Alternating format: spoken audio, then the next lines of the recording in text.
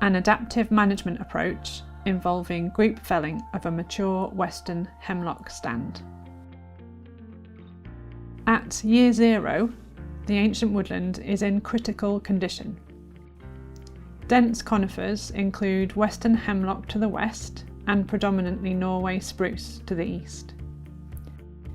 The woodland specialist ground flora is in critical condition, and native broadleaf species such as young ash and field maple are scarce. At years 3 to 7, Phase 2 restoration thinning has progressively opened up the canopies of the broadleaf trees.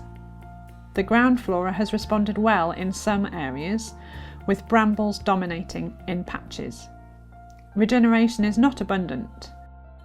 The composition is predominantly ash and western hemlock, with some sycamore and hazel.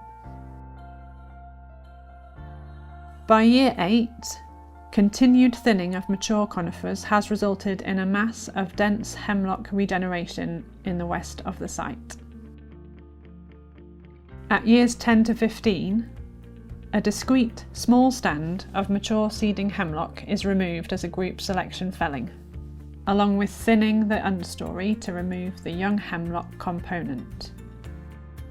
Some standing deadwood is created by ring barking several of the mature conifers. Gaps regenerate with predominantly birch. Continued thinning interventions gradually remove the remaining spruce component.